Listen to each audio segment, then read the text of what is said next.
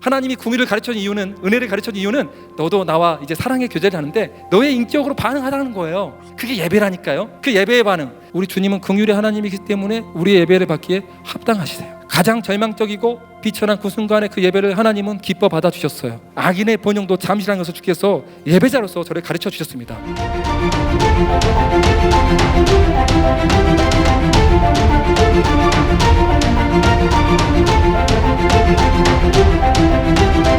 우리 하나님이 오늘 우리 말씀의 본문의 말씀처럼 너희 아버지가 자비로우신 같이 너희도 자비로운 자가 되라. 우리 하나님은 긍휼하시고 자비하신 분임을 선포하러 이 자리에 서 있습니다. 부족한 종의 인생 가운데 하나님께서 어떻게 저를 붙들어 주셨고 어떤 말씀과 어떤 간증을 통해서 왜 하나님이 내가 비록 아버지를 잃었고 어머니가 2년 동안 장애인이 되어 있으면 하고 제 동생을 잃었음에도 불구하고 내가 어떻게 우리 하나님을 긍휼의 하나님, 자비의 하나님을 선포할 수 있을까? 그 이야기를 나눠볼까 합니다. 자비라는 것은 긍휼과 동일한 의미로 쓰입니다. 불쌍함을 느끼고 함께하는 것이죠. 주님이 나를 정말 불쌍히 여기는가? 성경을 읽고 또 읽고 또 읽어봤는데 이사야 49장 13절로 16절에 보니 이런 말씀이 있습니다. 그의 고난당한 자를 긍휼히 여기실 겁니다. 하나님이 나를 불쌍히 여긴다는 소리를 성경을 통해서 드디어 저는 듣게 되었습니다. 항상 저는 왜 이 소리를 못 들었을까요? 내 마음속에 우상이 있기 때문에 하나님의 소리를 듣지 못했을 뿐이에요. 그런데 자비라는 것은, 긍휼이라는 것은 불쌍함만 느끼는 게 아니라 함께 해야 됩니다. 그런데 제가 성경을 읽으면서 정말 은혜 받았던 것은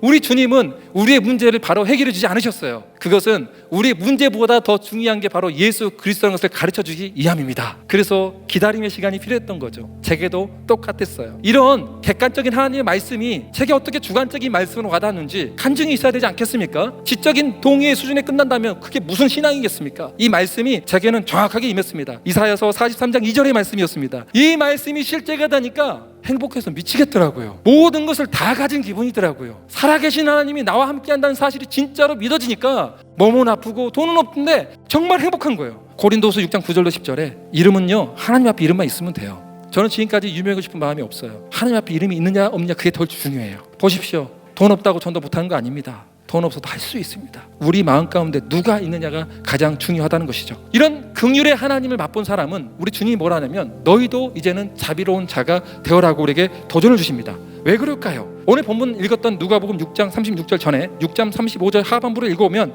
하나님께서는 은혜를 모르는 사람들과 악한 사람들에게도 인자하시기 때문입니다. 그런데 야고보서 2장 15절 17절에 보니까 사람들의 태도는 이런 것 같아요. 이와 같이 행함이 없는 믿음은 그 자체가 죽은 것이라. 저는 이 말씀을 통해서 뭘 배우게 되냐면 행함이 없는 믿음은 죽은 믿음인 것처럼 행함이 없는 긍휼은 죽은 긍휼이라는 것을 저는 배우게 되었습니다. 그럼 어떻게 우리가 이렇게 긍휼한 삶, 자비한 삶을 살 수 있을까요? 23년 동안 깨닫는 게 두 가지 원리가 있습니다. 나의 복음이 있어야 되고 성령의 능력이 있어야 됩니다. 나의 복음 뭔지 아세요? 성경에 게시된 객관적인 복음이 바로 나의 복음이 돼야 된다는 거예요.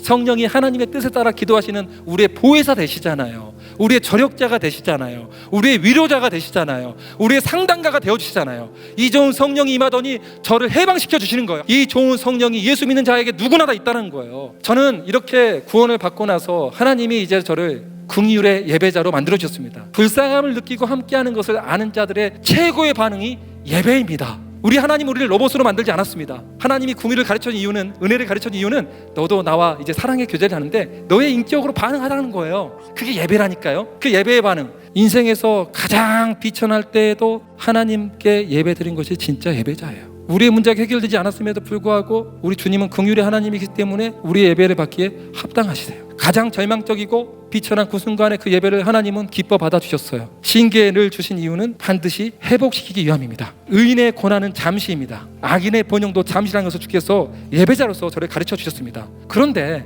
광야에서 그렇게 혹독히 훈련받았는데 이제 원망하고 불편하면 될까요? 아니에요. 저는 선포했어요. 주께 감사하세 그는 선하시며 인자하심이 영원하미로다. 내가 감사하리 그는 선하시며 인자하심이 영원하미로다. 하나님이 함께하고 하나님 우리 가정의 주인이가 더 중요한 거예요. 살아계신 하나님, 긍휼의 하나님, 은혜의 하나님, 신실하신 하나님이 바로 우리 가정의 가장 큰 복이고 선물이며 기업이며 모든 것임을 고백합니다. 가정, 교회가 되다. 그러기 위해서 여러분들이 삶의 예배자로서 수많은 연단받는 시간 가운데서 원망 불평 대신에 주님을 인생의 비천한 가운데서도 주님을 예배하는 예배자가 되길 원합니다. 주님만이 모든 것임을 증명하는 저와 여러분이 되기를 간절히 축원합니다.